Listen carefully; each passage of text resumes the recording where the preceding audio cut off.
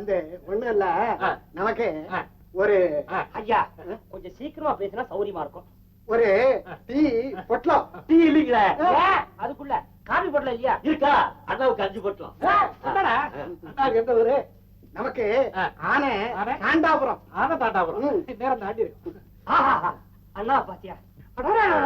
அண்ணாவை பாத்தீங்களா? நெத்தி நிறைய பொட்டு, முகம் நிறைய மீசை, வாய் நிறைய பல்லு. பல்லோ பல்லு.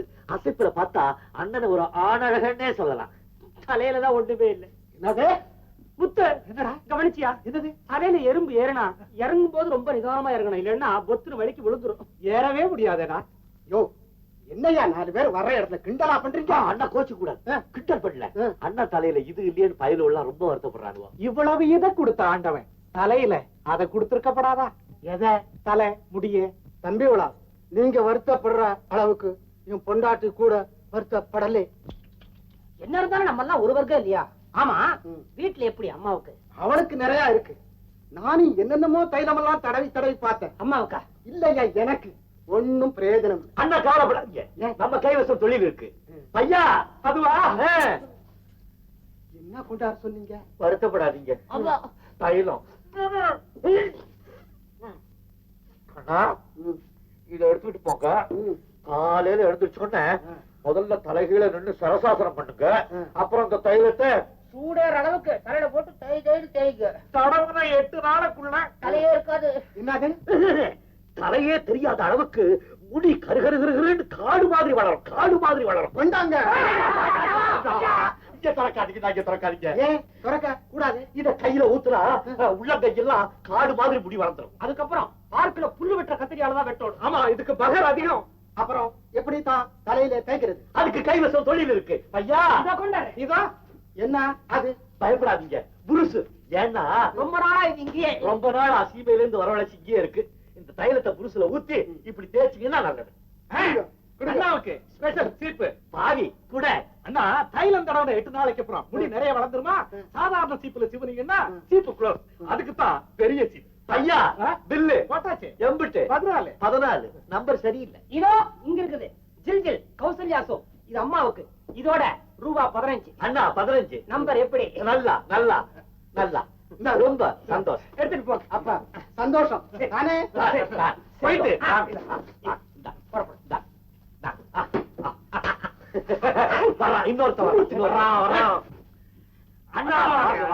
என்ன வேணும்? உங்க கடையில சொட்டர் இருக்குதா? நம்ம கடையில எது இல்ல பையா. ஐயா ஆஸ்திரேலியாவில இருந்து சொட்டர் வந்தது. ஆஸ்திரேலியாவா? சொட்டர். அண்ணா உடம்புக்கு சொட்டர் போட்டா அள்ளிக்கும். என்னடா இது? அளவுக்கு இந்த அளவு.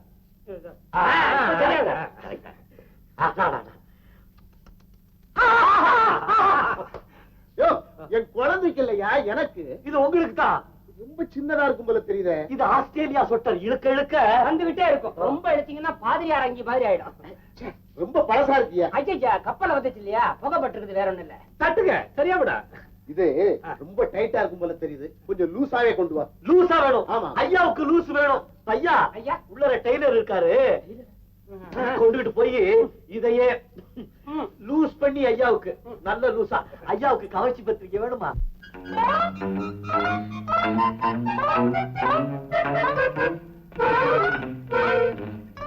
இன்னும் கொஞ்ச நேரம் தாமசமா வந்திருந்தீங்கன்னா இந்த சொட்டர் உங்களுக்கு கிடைச்சிருக்காது. ஏன்? கீழக்கரை ஜமீன்தார் பையன் இப்பதான் அதை எடுத்து வச்சுட்டு போறாரு. யோ, அந்த கீழக்கரை ஜமீன்தார் பையனே நான் தான் ஐயா.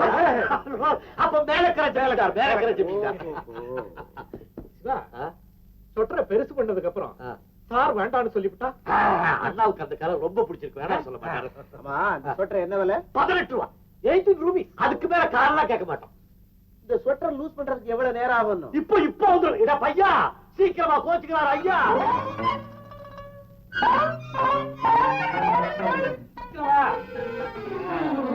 டெய்லர் பெருசு பண்ணிட்டாரா? இப்ப பாருங்க. Very good, very good. கரெக்டா இருக்குல்ல? சீக்கிரம் வீட்டுக்கு போயிடுங்க. பணம் பணம் பணம் கொடுப்பாரா கீழக்கரை 10. என்ன இது 18 கொடுக்குறீங்க? என்னையா 18 தானையா சொன்னீங்க? 2 ரூபா டெய்லரிங்க. ஓஹோ, லூஸ் பண்ணாரு அதுக்கா? லூஸ் ரூபா. ஏங்க நான் எவ்வளவு சீக்கிரமா எப்படி வியாபாரம்? வா டிபன் சாப்பிட்டு வரலாம். பையா இங்கே இரு.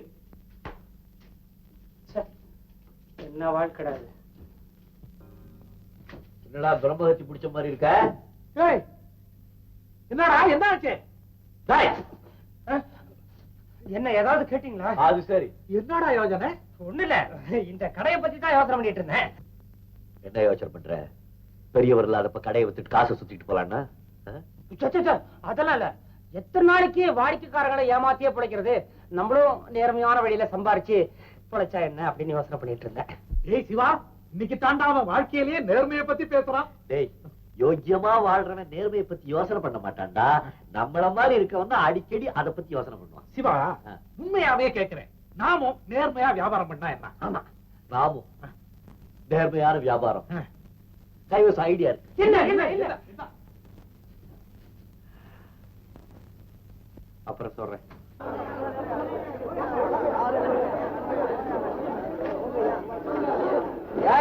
தீபாவளி முன்னிட்டு ₹1 50 பைசா தள்ளுபடி.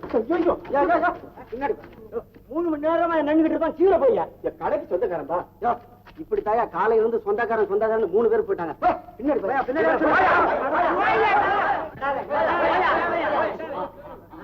சிவா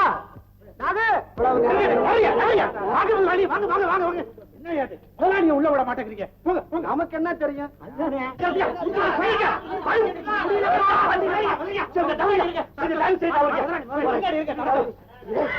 என்னப்பா இது கூட்டம்? ஒட்டுல வியாபாரம் நடக்குது, வேற என்ன? வியாபாரம் சரியா? ரூபாய்க்கு 50 பைசா தள்ளுபடியில் போடு போட்டிருக்கீங்க. என் வியாபாரம் என்ன ஆகுது? என் குடும்பம் ரோட்டுக்கு வந்து பாப்பா. பேசாம இருங்க. இங்க எந்த விதமான தப்பு நடக்கல. ரூபாய்க்கு 50 பைசா தள்ளுபடின்னு சும்மா போர்டு எழுதி வச்சிருக்கோம். சொல்லட்டா? இப்போ இந்த சோப்பு என்ன விலை? ₹1. இதுல எவ்வளவு போட்டுக்கிறோம்? ₹2. போர்ட்ல எழுதிருக்கிறபடி தள்ளுபடி ₹1 போக, எப்பவும் வழக்கமா விக்க வேண்டிய அதே ₹1 தான் விக்கிறோம். ஆனா வியாபாரம் பிச்சுக்கிட்டு போகுது. அந்த மாதிரி விக்கிறது பாவம் இல்லையா? யார் சொன்னா பாவம்? வியாபாரம் தந்துரும். வாங்குறவனுக்கு அரை விலைக்கு கிடைக்குதுன்னு ஒரு திருப்தி, அவ்வளவுதானே. இப்பதான் புரியுது, நீங்க ரொம்ப புத்திசாலிதான்ப்பா. நாங்க புத்திசாலி இல்ல, இதெல்லாம் நம்பி வாங்குறான் பாருங்க, இவங்க தான் மடையனுங்க. இவங்களை எல்லாம் அனுப்பிச்சுட்டு வந்துடுறோம். நீங்க போய் இந்த பாட்டு பாடிக்கிட்டு இருக்க, திருப்பதி பாட்டு பாடு. லட்சுமி, அப்பாவுக்கு தம்பூரா எடுத்து கூட.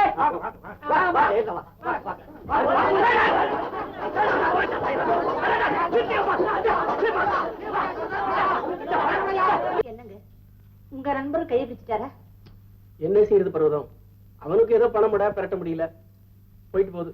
முதல்ல தீபாவளி கவனிப்போம். ஆமா, வெறும் கையோட வந்திருக்கீங்க. தீபாவளியாவது பண்டிகையாவது. யார் சொன்னா? இந்த ஊர்லயே நம்ம வீட்டு தீபாவளி தான் ஜாம் ஜாம்னு நடக்க போகுது. அம்மா இது வாங்க, இது வாங்க.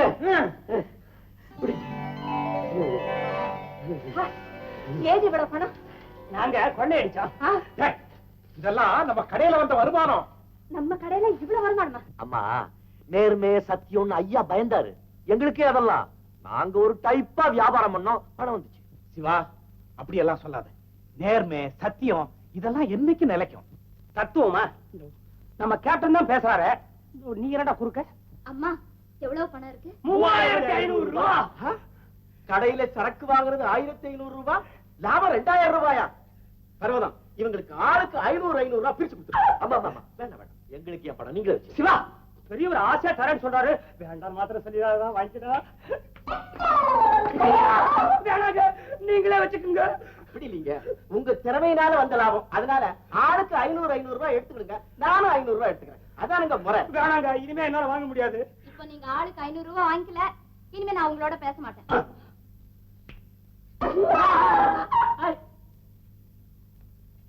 அவங்க பேசுறவங்க தான் வாங்குறோம் சிவா, அவங்க பேசுறோம், அதுதான் முக்கியம். இதுல ₹500 இருக்கா குறையுதுங்களா?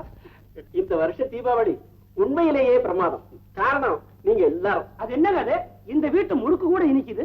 முறுக்காது, ஜாங்கிரி அப்படின்னு சொல்லலாம். யாரும் அசையக்கூடாது. உங்க எல்லாருக்கும் சம்மன் கொண்டு வந்திருக்கேன். ஹாப்பி தீபாவளி மாமா. Same to you all. என்ன குளியலாச்சா? ஓ, ஃபர்ஸ்ட் கிளாஸா கணத்து தண்ணியில குளிச்சேன். என்ன பையில கொண்டு வந்திருக்கிறேன்? ஸ்வீட்ஸ். நேரா இப்ப போலீஸ் ஸ்டேஷன்ல இருந்து வரேன். என்னன்னா இது, தீபாவளி அன்னைக்கு கூட நீங்க போலீஸ் ஸ்டேஷன் போறது நிறுத்தலையா? அம்மா, நாமெல்லாம் தீபாவளி கொண்டாடுறோம், சந்தோஷமா இருக்கும். ஆனா ஜெயில இருக்கிற கைதிகளுக்கு ஏதுமா சந்தோஷம்? அவங்களையும் நம்ம போல தீபாவளி கொண்டாட முடியுமா? அதனாலதான் ஒவ்வொரு வருஷமும் தீபாவளி அன்னைக்கு இந்த ஊர் லாக்கப்ல இருக்கிற கைதிங்களுக்கு நான் ஸ்வீட்ஸ் கொடுத்துட்டு வர்றது வழக்கம். அப்போ எனக்கு ஒண்ணு கொடுங்க. நீ லாக்கப்ல இருக்க? அவருக்கு ஸ்வீட் தான் ரொம்ப பிடிக்கும். அப்படியா? எல்லாருக்கும் குமார்,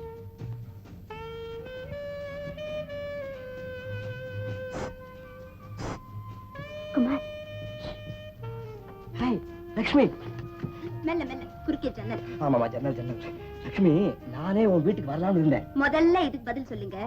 அந்த புஸ்தகத்துல என்ன பாத்துக்கிட்டு இருக்கீங்க? அப்பவே வந்துட்டே நீ. இது வந்து பொம்மை பொம்மை ஒரு அழகான சித்திரத்தை பாத்துக்கிட்டு இருந்தேன். எங்க அதை எப்படி குடிங்க?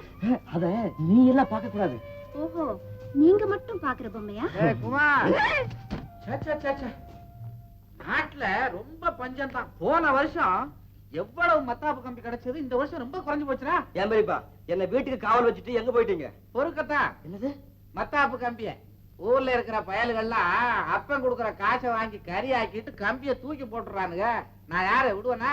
எல்லாத்தையும் பொறுக்கிட்டு வந்துட்டேன். என்ன பெரியப்பா அது அசிங்கமா இல்ல உங்களுக்கு? எனக்கு இல்ல, ஃபேக்டரியில கொண்டு போய் கொடுத்தா காசு கொடுப்பான். அசிங்கத்துக்கா காசு கொடுக்கறான்? உள்ள வண்டி வைக்கிறேன், நேரம் கிடைக்கும் போது எண்ணி வை. சரி.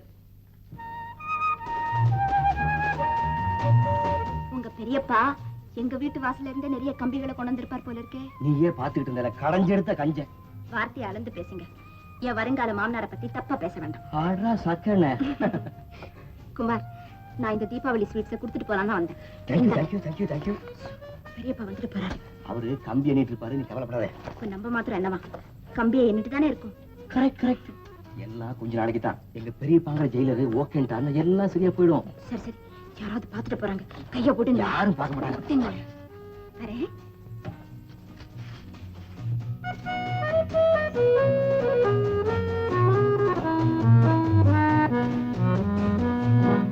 என்னடா அது? ஒண்ணு இல்ல பெரியப்பா, என் ஃப்ரெண்ட் ஒருத்தன் தீபாவளி பலகாரம் கொடுத்துட்டு போனா. கொண்டா குடுறா.